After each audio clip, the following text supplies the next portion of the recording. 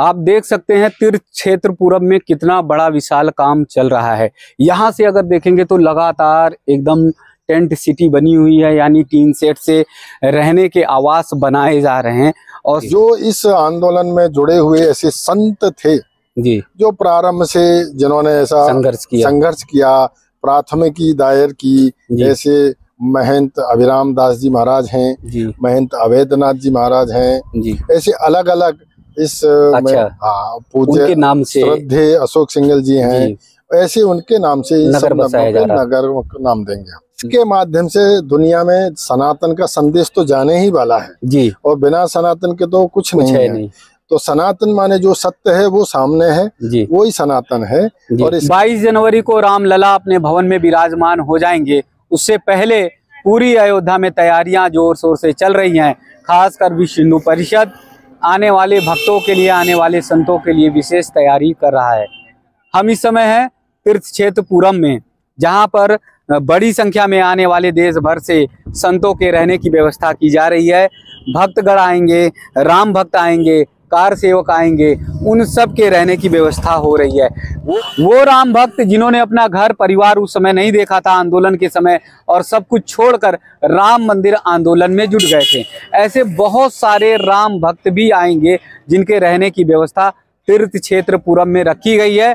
आप सब अगर आए तो डिस्क्रिप्शन में सारा पता दे दिया जाएगा, जिससे आप तीर्थ क्षेत्र पूरम में आ सकते हैं। यहाँ पर आप देखें बहुत बड़े विशाल परिसर में व्यवस्था की जा रही है, तैयारी की जा रही है। पहले गेट की तैयारियां हो रही है, 1-2 दिन में गेट तैयार हो जाएगा और इसी के साथ ही पूरे क्षेत्र को भगवामय कर दिया गया है। यहाँ अगर देखेंगे तो पताकाएं चारों तरफ लगाई गई हैं, यानी तीर्थ क्षेत्र पूरब में जब आप आएंगे तो आपको पूरा वातावरण जो है राममय लगेगा। तो बस कुछ दिन का इंतजार है, उसके बाद हर क्षेत्र में, हर अयोध्या के गलियों में, नगरों में, कस्बों में, गांवों में, सब जगह पर राम जी की गूंज होगी, राम जी का जय घोष होगा। तो आइए आप सबको तीर्थ क्षेत्र पूरम के अंदर ले चलते हैं, जहां पर संतों के और जहां पर भक्तों के रहने की व्यवस्था की गई है। अयोध्या राम नगरी के रंग में एकदम पूरी तरह से रंग चुकी है, यानी अब साधु संत और बहुत सारे भक्तगण, श्रद्धालुगण आने वाले हैं, क्योंकि 22 जनवरी का सभी को इंतजार है, सभी को प्रतीक्षा है।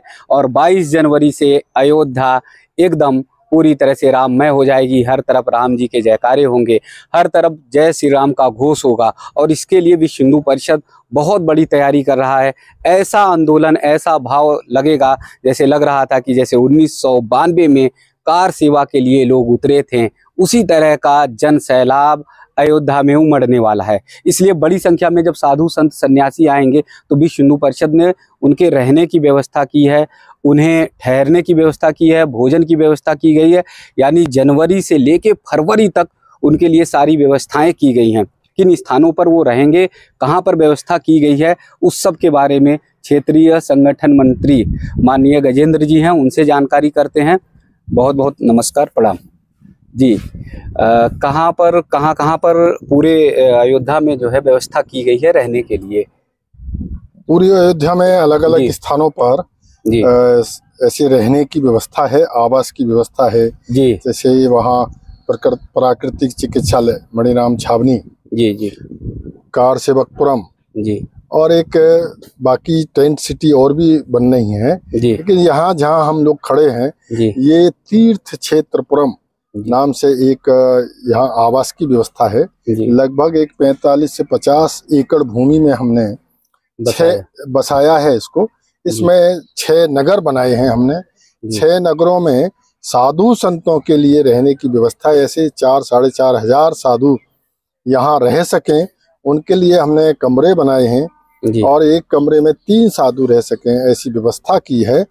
उसी में लेटरिन है, कमोड, जिसकी जैसी आवश्यकता है उस प्रकार की, वैसे ही स्नान किए सबको हमने अटैच जैसा बनते हैं और वो बनाए हैं। सामने देखिए 6 भोजनालय हमारा, ऐसे ही 6 भोजनालय पूरे उसमें है। ऐसे जल की व्यवस्था है, हमने पूरे इन सभी नगरों में कमरों में जल दिया है। डोरमेट्रियां हैं तो उन्हें वहाँ पर सामान्य हमने व्यवस्था स्नान ध्यान के लिए की है। और एक जर्नल जो कार्यकर्ता हैं बाकी हैं उनके लिए भी हमने ऐसे अलग अलग स्थानों पर डोरमेट्रियां बनाई है जहाँ पर जैसी आवश्यकता है। इनके अलग अलग कुछ नाम दिए हुए हैं। हाँ, इन नगरों के अलग अलग नाम दिए हैं।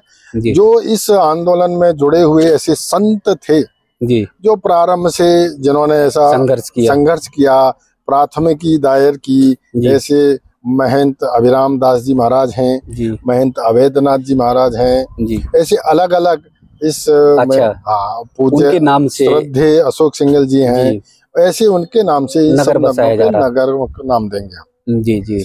तो प्रतिदिन कितने आ सकते हैं संत महाराज जी और जो श्रद्धालु हैं या राम भक्त हैं? प्रतिदिन की तो हम नहीं कह सकते, लेकिन 18 तारीख से 20 तारीख 18-19 तारीख से यहाँ पर संत आना प्रारंभ हो जाएंगे। एक मोटा मोटा ऐसी तारीखें मैंने आपको बताई हैं। बाकी 22 तारीख प्राण प्रतिष्ठा है भगवान राम की, उसके पहले 21 दोपहर तक सामान्यतः सभी को यहाँ आ जाना चाहिए। जिन संतों को अभी निमंत्रण दिया है ऐसे सब जी वो आ जाना चाहिए। जी जी। अलग अलग प्रांत वाइज भी इसके बाद बुलाए हैं? इसके बाद 26 तारीख से पूरे देश से अलग अलग प्रांत वाइज ऐसे जो कार्यकर्ता हैं जो इस आंदोलन से जुड़े हैं, कहीं ऐसे कार्यकर्ता हैं समाज के ऐसे, वो सब आएंगे हैं। उनके सबके रहने की व्यवस्था यहाँ रहेगी। वो पुरानी बहुत सारी स्मृतियाँ ताजा हो जाएंगी जिनमें जो उन्होंने आंदोलन में संघर्ष किया और जो आंदोलन में रहे भी, शामिल भी हुए। हाँ, तो अब वो आंदोलन तो 84 से प्रारंभ हो गया था, उससे पहले अन्य सब लोगों ने अलग अलग प्रकार से आंदोलन किए थे। जी जी। लेकिन 84 से प्रारंभ होकर और अभी 2023 तक ये आंदोलन और चला है, समय समय पर अलग अलग प्रकार से। लेकिन उस समय के आंदोलन में जो रहे हैं उनके अंदर एक बहुत ही उत्साह का वातावरण है, उनके अंदर बहुत ही उत्साह है। और वो कभी कभी तो अपने जो मन की भावनाएं उद्गार हैं वो व्यक्त भी नहीं कर पाते हैं। बहुत सारे लोगों से हम लोग बात करते आ रहे हैं जो ये कहते थे कि ये मंदिर नहीं बनाएंगे, मैं उनसे कहता हूं कि वो आकर देख लें, मंदिर भी बन रहा है और भव्य मंदिर भी बन रहा है। और भव्य मंदिर ऐसा, ये मंदिर जो है देश ही नहीं तो पूरी दुनिया में एक समाज को संदेश देगा, समाज का जागरण करेगा और दुनिया में राम का जीवन कैसा है, राम ने कैसा जीवन जिया है, उससे प्रेरणा लेकर पूरी दुनिया के लोग भी खड़े होंगे। ऐसे प्रेरणा राम के जीवन से लेंगे, ऐसी आदर्श एक अयोध्या नगरी बसेगी। दुनिया में सनातन का जो संदेश है, रामों का संदेश है, वो पहुंचाने की भी कोशिश इसके माध्यम से की जा रही है। इसके माध्यम से दुनिया में सनातन का संदेश तो जाने ही वाला है और बिना सनातन के तो कुछ नहीं है। तो सनातन माने जो सत्य है वो सामने है, वही सनातन है और इसका संदेश दुनिया में जाएगा सनातन का। ये उसके बहुत सारे कमरों में हमने देखा है भाई साहब कि उसे भगवा की तरह कर दिया है। संत महाराज जी के आने के नाते से मुझे लगता है कि भगवा चादरें हैं, थोड़ा संत आ रहे हैं तो संतों के लिए इस प्रकार की व्यवस्था है। संत जिस प्रकार के वेश में रहते हैं उनका मन भी वैसा ही रहता है, त्याग है, तपस्या है। और ये भगवा रंग है ना, तो ये त्याग तपस्या का प्रतीक है, प्रकाश का प्रतीक है, तेज का प्रतीक है, इसलिए ये सब वो परिसर में एक जगह मैदान में बहुत बड़ा देख रहा हूँ, वहाँ पर क्या कोई आयोजन? वो पार्किंग रहेगी, पार्किंग के लिए बड़ी संख्या में साधु संत जो देश से आने वाले हैं अपने अपने साधन से भी आएंगे। हाँ, उनके शिष्य चलते हैं, किसी के 4-6 शिष्य साथ में रहते हैं, तो वो अपने साधन से आएंगे। ऐसे सबके लिए वो हमने पार्किंग बनाई। वो पूरी स्मृतियों को संजोने का एक तरह से काम किया गया है जिन्होंने इतने बड़े लंबे संघर्ष में सहयोग और साथ दिया है। जी।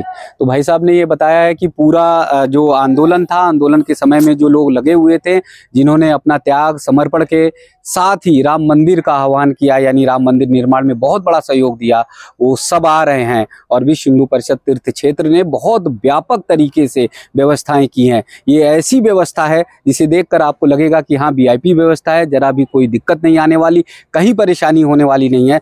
10,000 से लेके 15,000 तक के राम भक्तों का, संतों का लगातार अनवरत भोजन प्रसाद भी चलता रहेगा। तो ये सारी व्यवस्था भव्य देखने के लिए देश और दुनिया से अगर आप सब भी देख रहे हैं तो आप सब भी आइए, क्योंकि अयोध्या आप सबको बुला रही है, अयोध्या आप सबको राम राम कह रही है।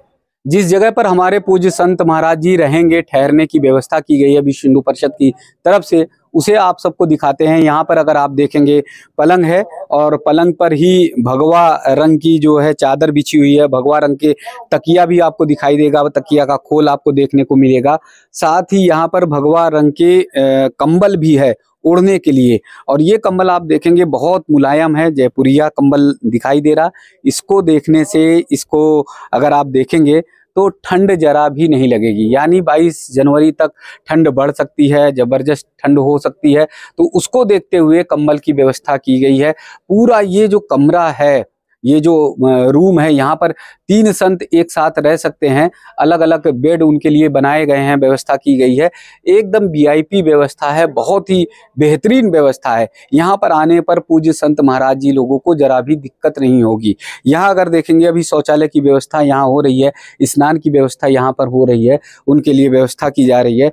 तो ये जो व्यवस्था है उसमें आप सब जान सकते हैं, देख सकते हैं पूरी तरह से कि यहाँ पर उन्हें जरा भी कोई दिक्कत नहीं होने वाली। तो इसी तरह की सारी व्यवस्थाएं हर रूम में की गई हैं। अगर यहाँ से देखेंगे तो लगातार आपको कमरे, आपको रूम दिखाई देंगे, जिसे आप देख सकते हैं। ये पूरी व्यवस्था एक आदर्श व्यवस्था के रूप में दी गई है। एक दूसरे कमरे की तरफ भी आप सबको दिखाएं, यहाँ पर भी देखेंगे तो यहाँ पर कुछ ऐसे जो उनके शिष्य हैं संत महाराज जी के, उनके लिए यहाँ पर व्यवस्था की गई है। यहाँ पर सामान है जो धीरे धीरे लगाया जा रहा है, व्यवस्थित किया जा रहा है। तीर्थ क्षेत्रपुरम में भोजन की भी व्यवस्था की गई है, जहाँ पर संत महाराज जी और राम भक्तों को भोजन कराया जा सके।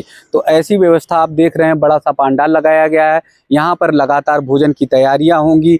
जो भी देश भर से संतगण आएंगे, भक्तगण आएंगे, उनके लिए व्यवस्था की गई है। ये बेंचें लगाई जाएंगी, जिससे जो वृद्ध संत महाराज जी लोग हैं उन्हें भोजन की व्यवस्था आराम से बिठाकर कराई जा सके। तो ये बड़ा सा विशाल परिसर है, चारों तरफ आप देख सकते हैं।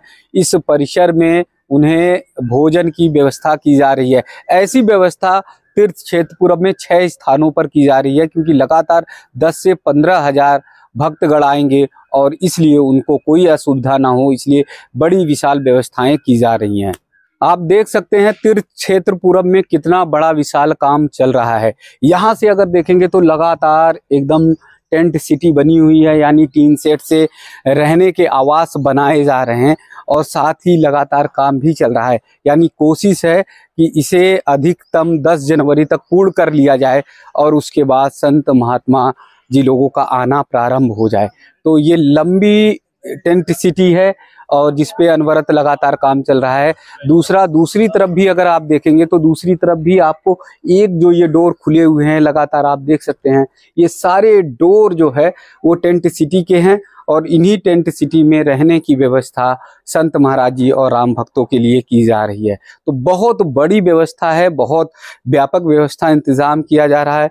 ऐसी व्यवस्था पहली बार जहां पर एक साथ करीब 20 से 25 हजार लोगों के रहने की व्यवस्था होगी, जो आते जाते रहेंगे यहाँ पर, वो व्यवस्थाएं आप सबको देखने को मिलेंगी।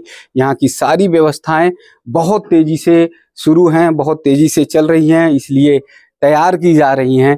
तो एकदम पूरी तरह से ये राममय अयोध्या नगरी हो जाएगी, क्योंकि जब चारों तरफ से जय श्री राम का गूंज होगा, जब चारों तरफ से माहौल बनेगा कि हाँ रामलला हम आएंगे और मंदिर यहीं बनाएंगे। अब ये नारा बदल जाएगा, अब तो कहेंगे रामलला हम आए हैं और मंदिर भी बनवा दिया है, यानी मंदिर भी बन गया। तो टेंट सिटी में आप सब आ सकते हैं, आप सबको रहने की व्यवस्थाएं होंगी, राम भक्तों के लिए होगी।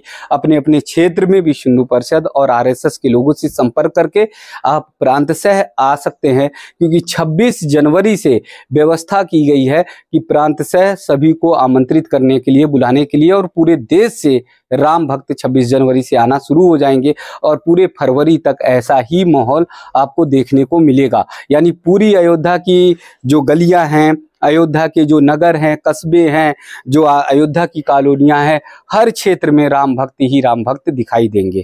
तीर्थ क्षेत्रपुरम में साधु संत राम भक्त आएंगे तो उन्हें पूरा राममय यहाँ का माहौल दिखाई दे, उसके लिए प्रयास कोशिश लगातार जारी है। हरिगढ़ के भूपेंद्र जी ने बहुत अथक मेहनत की है, बहुत प्रयास किया है, लगातार अनवरत वो तीर्थ क्षेत्र पूरम के लिए प्रयास करते रहे। तो भूपेंद्र जी की वो मेहनत आप सब देखिए, जिस मेहनत को उन्होंने राममय करने की कोशिश की है। यानी यहाँ पर देखेंगे उन्होंने झंडे लगाए हैं राम जी के, ये जय श्री राम किए हुए झंडे भूपेंद्र जी ने हरिगढ़ से आकर यहाँ लगाए, और उनकी कोशिश थी कि पूरा ये तीर्थ क्षेत्र पूरम जो है वो सभी को राममय दिखाई दे। यहाँ से अनवरत आप देखेंगे तो पूरे झंडे लगे हुए हैं। रात रात भर अपने साथियों के साथ, अपने स्वयंसेवकों के साथ उन्होंने प्रयास किया और फिर जो है इसे राममय किया। तो इस राममय माहौल को करने के लिए भूपेंद्र जी का भी बहुत बहुत आभार कि उन्होंने बहुत लंबी कोशिश की। चारों तरफ देखेंगे तो आपको झंडे आपको दिखाई देंगे, राम जी के दिखाई देंगे। हर तरफ इस झंडे को लगाकर जो है तीर्थ क्षेत्र पूरम को राममय करने का काम किया गया है।